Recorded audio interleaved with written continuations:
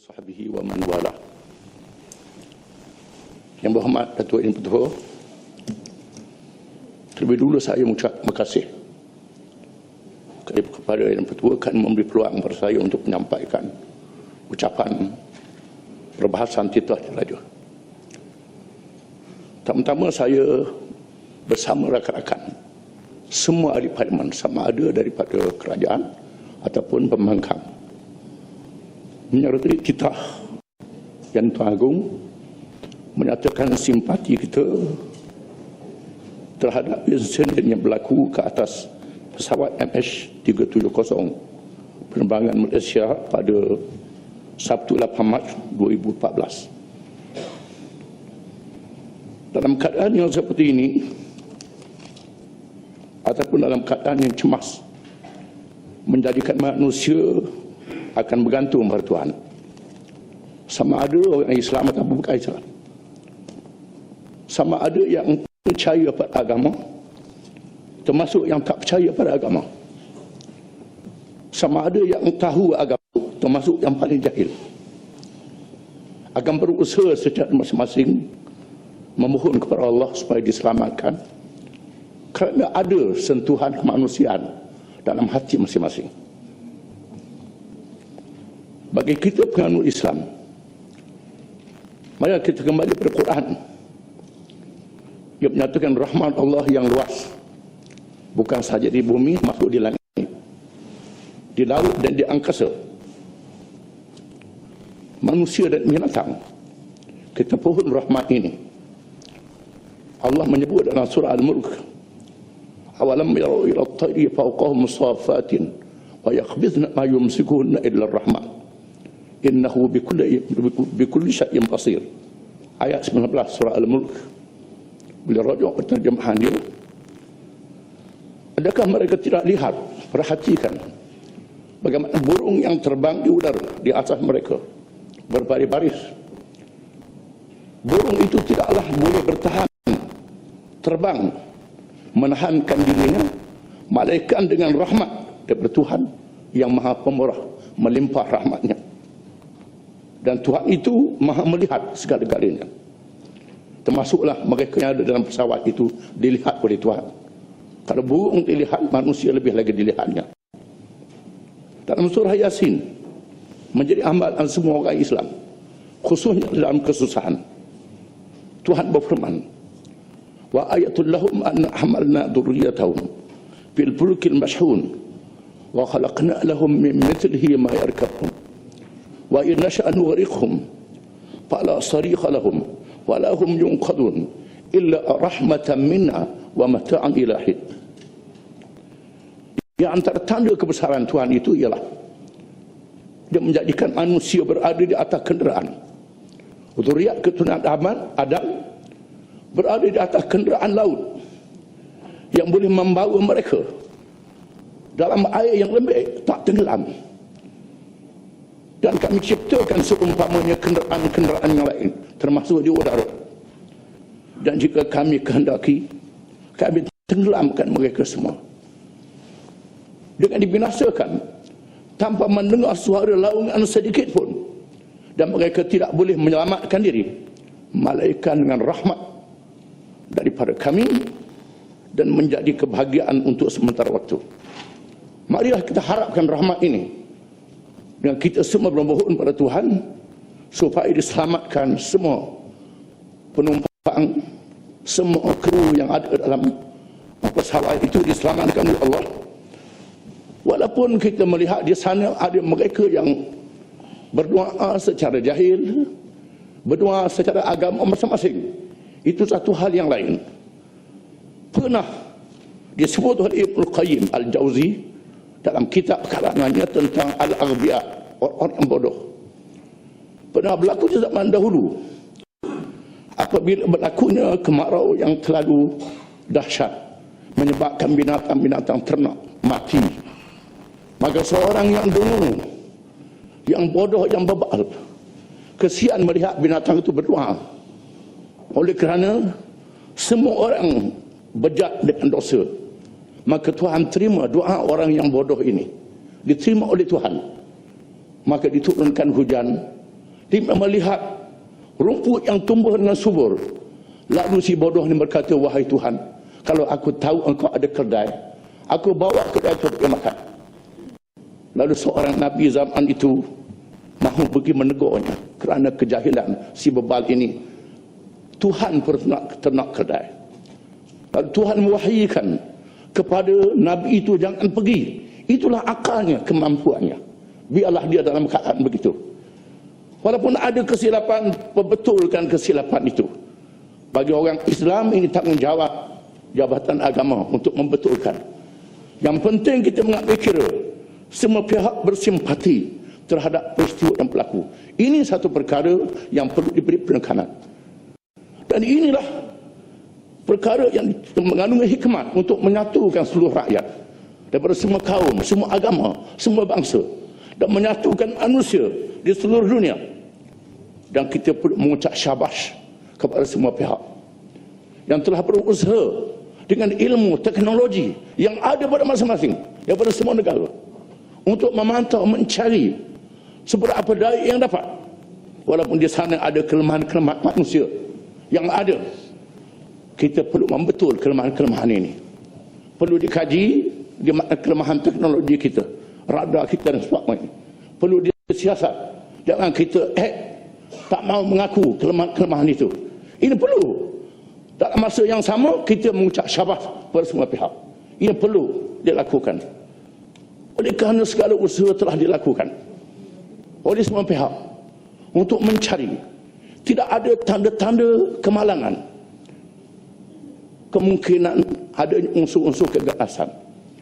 Sekiranya ada unsur-unsur keganasan, maka semua pihak perlu melaknat dan mengutuk keganasan ini, menentang keganasan ini habis-habisan, tanpa mengira sama ada adanya unsur dalam negara atau meluar negara ataupun kuasa besar dunia. Mesti ditentang habis-habisan. Kerana peristiwa yang berlaku mengorbankan nyawa seperti ini tidak mengambil nilai kemanusiaan sejagat. Di sana ada kanak-kanak, ada perempuan, ada orang tua.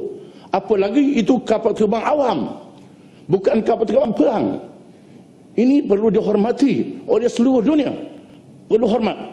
Kalau ada unsur-unsur keganasan ini, maka perlu tindakan bersama secara menyeluruh tanpa mengira siapa. Ini perlu kita kutuk dan kita laknat. Saya ingin cari perhatian. Banyak kenyataan yang dibuat dalam media kita. Media arus perdana, RTM, TV3, Astro Awani dan lain-lain. Kenyataan kepada pemimpin negara dan pegawai tinggi yang dipancarkan di seluruh negara, yang didengari oleh majoriti. Kalau di rantau ini 300 juta yang boleh berbahasa Melayu, tiba-tiba kenyataan dengan bahasa Inggeris. Kerana menghormati beberapa orang kaki tangan media yang ada, tanpa kita mengambil kira majoriti rakyat yang lemah, yang mendengar ini, di mana mengikut Islam, simpati orang-orang yang lemah sangat penting, simpati orang yang dhaif sangat penting. Di mana kadang-kadang dua orang yang dhaif, yang lemah ini diperkenankan oleh Tuhan. Ini sebab itu peranan media supaya sampai kepada seluruh rakyat sangat penting. Mengapa kita menggunakan bahasa Inggeris? Apa yang saya rasa sangat sedih lah, bila pegawai Vietnam buat kenyataan dalam bahasa Vietnam, yang Cina dalam bahasa Cina, kita buat dalam bahasa Inggeris. Jangan kita ulangi lagi peristiwa perjanjian kejahatan sejati dan komunis yang berlaku tahun 80-an. Apabila wakil Thailand berucap dalam bahasa Thai, wakil Malaysia dalam bahasa Inggeris, champion bercakap dalam bahasa Melayu. Itu tidak wajar. Perkara ini kita ulang lagi. Bukan kita tak mahu kita tahu bahasa asing sebanyak-banyak, tetapi bahasa jiwa bangsa. Maklumat perlu sampai bersemua rakyat, ini sangat penting. Seterusnya, saya tarik perhatian. Jadikan aspek ini sebagai aspek yang menyatukan umat, menyatukan rakyat. Oleh kerana Islam memberi perhatian yang penting. Peranan agama Islam tak diberi, khususnya dalam membetulkan beberapa kesilapan. Perlembagaan persekutuan, walaupun sudah ada dalam perlembagaan itu, Islam adalah agama persekutuan.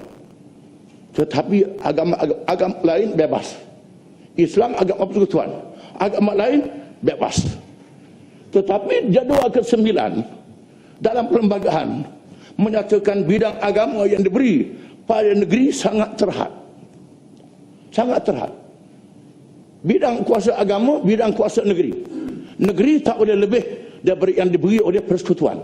Berlakunya percanggahan ini. Pembetulan perlu dibuat dalam perkara ini. Supaya bagi kita orang Islam, perlu kita menunjukkan ajaran-ajaran Islam yang sangat menarik dalam menyelesaikan masalah ekonomi, menyelesaikan masalah jenayah, menyelesaikan masalah perpaduan, menyelesaikan masalah pendidikan, menyelesaikan semua masalah.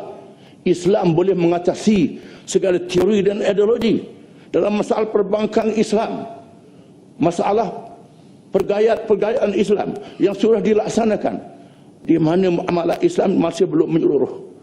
Cara-cara konvensional barat masih diamalkan. Tak beri tempat kerana masih terikat dengan akta-akta keuangan, akta bank. Apa salahnya kita amal konsep federalisme yang sudah ada, bidang kuasa agama. Dengan kita pindah jadual ke-9 ini, memberi ruang pada negeri-negeri yang majoriti orang Islam seperti Kedah, Kelantan, Terengganu, Johor, diberi ruang untuk melaksanakan Islam dengan cara yang menyeluruh, supaya kita dapat memberi peranan kepada Islam dan tunjuk kepada kaum lain. Islam adalah satu model yang sangat baik, adil untuk semua. Dalam aspek keadilan, aspek mahkamah, aspek perundangan. Banyak aspeknya yang kita ketinggalan dengan sebab adanya kekangan tersebut. Seterusnya, saya tarik perhatian berucapan Yang Mulia Yang Agung, supaya dalam kita mengejar kemajuan ekonomi, jangan kita membebankan rakyat. Dibebankan rakyat dengan masalah inflasi dan seumpamanya. Di sana ada cadangan GST, cukai barangan yang akan dikenakan rakyat. GST ini dalam sejarah percukaian dalam Islam dilakukan secara darurat. Adakah negara kita benar-benar dalam keadaan darurat? Pernah berlaku di zaman kerajaan Abbasiyah, apabila kaum Tatar menakluk Baghdad, pusat kerajaan Islam. Mereka menakluk sehingga Syria, Mekah, Madinah dalam ancaman, Mesir dalam ancaman. Lalu Sultan Muhyiddin Qutb di masa itu mahu mencadangkan GST, dikenakan cukai kepada semua rakyat. Dipanggilnya ulama-ulama. Di sana ada seorang ulama, iaitu Izzuddin, Sultan ulama, seorang ulama dalam mazhab Syafi'i, memberi pandangan adalah haram bagi kerajaan mengenakan cukai kepada semua rakyat selagi tidak dibelanjakan wang-wang lebihan, selagi tak dikenakan kepada mereka yang berada terlebih dulu, selagi termasuklah kalangan-kalangan atasan yang bermewah-mewah ini, kenakan mereka dulu, barulah kena pada orang miskin. Ini perlu. Dalam hal ini kita melihat sumber negara kita sangat banyak. Sumber bumi, ada petroleum, ada pertanian, ada kalian, sumber korporat, sumber pelabuhan asing, masih ada negeri kita ini. Sumber-sumber ini perlu disusun dengan baik, dengan cara yang baik. Cuma kita atasi, jangan ada bocor, jangan ada boros. Kalau bocor dan boros ini dapat diatasi, saya yakin dan percaya GST akan dapat kita tangguhkan, tidak membebankan rakyat. Apa lagi sekiranya berlaku inflasi, dengan sebab belum ada, dah berlaku inflasi, kenaikan harga barang. Ini satu hal yang kita kena sedar. Dalam masa yang sama, dalam masalah subsidi, sebagai contoh, bagi subsidi duit, saya mengalu-alukan kerajaan untuk menilai semula subsidi ini supaya jangan bocor. Ini baik, tetapi di sana perlu subsidi yang merangkumnya semua. Sepatutnya subsidi ini dikumpulkan bukan dengan bagi duit, tapi menurunkan harga baju, menurunkan harga makanan haiwan, menurunkan kos bahan pertanian, menurunkan itu. Sepatutnya itu supaya sumber makanan negara, sumber kalangan miskin dapat diperkayakan dengan cara yang menyeluruh, bukan dengan cara yang terpilih. Itu cara yang kita nak atasi. Kita melihat bagaimana negara-negara maju dalam dunia, negara besar seperti Jepun, Amerika, Jerman, Britain, walaupun mereka maju dalam bidang dalam aspek industri, namun mereka terlupa dalam aspek pertanian. Dan kita melihat bagaimana keuntungan dalam bidang-bidang yang lain disubsidikan aspek pertanian. Jepun, saya ulangi sekali lagi, pernah dalam Dewan Acak Kali saya ulang, pernah memberi subsidi sehingga 99% kepada petani untuk mencukupkan makanan negara dan untuk mencukupkan bekalan masa darurat. Bahkan negara seperti Amerika Syarikat boleh membantu negeri yang kebuluh. Ini satu hal yang sangat penting, perlu menjadi pengajaran kepada kita. Dan akhirnya saya ingin menarik perhatian pada isu luar negeri, isu Palestin. Umat Islam dilanda oleh pencerobohan Israel yang sudah melampau, mengancam Masjid Aqsa, kiblat kedua bagi orang Islam. Ini tak boleh dibiarkan. Dengan sebab itu kita melihat keangkuhan Israel perlu dipadukan penentangannya di kalangan negara-negara umat Islam. Malaysia perlu memainkan peranan dengan rakan-rakan OIC dalam menghadapi ketakaburan Israel ini dengan cara yang bersepadu. Walaupun kita sedar kebiasaan negara-negara Barat tidak izinkan bagi negara umat Islam membina kekuatan, bukan sahaja dalam masalah isu Palestin, dalam masalah isu yang lain pun tak diizin.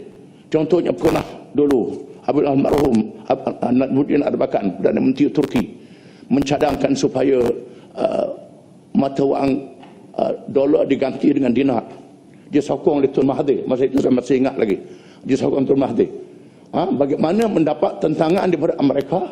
Amerika telah menentang, Erbakan digulingkan, dan bagaimana terpaksa isu ini senyap diam begitu saja. Kita tak tahu dolar Amerika ini ketah kosong ke ataupun ada cagaran. Mungkin ketah kosong kerana mata-mata dia kuasa besar dunia, ketah kosong, dia tunduk pada dia. Dengan sebab itu adalah lebih penting kerjasama di kalangan negara umat Islam diutamakan, negara ASEAN diutamakan daripada kerjasama dengan negara kuasa besar. Bukan tak boleh ada hubungan, tapi jangan kita terikat dengan syarat-syarat mereka. Sepatutnya kita berpadu dengan negara-negara lemah. Kalau kita hidupkan kembali tunduk pada kuasa besar, saya bimbang zaman syarikat Hindia British, syarikat Hindia Belanda akan berulang. Bermula penjajahan ekonomi, kemudian penjajahan politik. Nak diulang senario itu balik. Dengan sebab itu kita perlu berwaspada dalam masalah ini. Dan saya ingin tarik juga isu yang berkait dengan Bangladesh. Peristiwa kezaliman berlaku di Bangladesh apabila beberapa orang pimpinan gerakan Islam Bangladesh dikenakan hukum mati oleh kerajaan dia. Padahal mereka menyertai NGO yang demokratik, parti yang demokratik, semata-mata kerana dendam tahun 70-an apabila pemimpin-pemimpin menentang Bangladesh pecahkan daripada Pakistan Timur, Pakistan. Dulu Pakistan Timur Islam Barat. Kerana berlakunya diskriminasi, menyebabkan berlakunya tak puas hati, maka di tubuh negara Bangladesh kalangan ini tak setuju, berpecah. Yang tak setuju ini dijadikan jenayah, dikenakan hukum mati. Ini satu perkara yang sangat memalukan, dan saya harap rakyat Malaysia dapat memainkan peranan, terutamanya kita ada hubungan dengan Bangladesh, pekerja-pekerja mereka di sini. Kemudian isu Islam ditekan di Afrika Tengah, ini tak boleh dibiarkan. Perlu kita memainkan peranan melalui OIC, gunakan pengaruh kita bersama rakan-rakan lain. Saya rasa itulah beberapa perkara yang dapat diucapkan. Terima kasih. Wassalamualaikum warahmatullahi wabarakatuh. Terima kasih.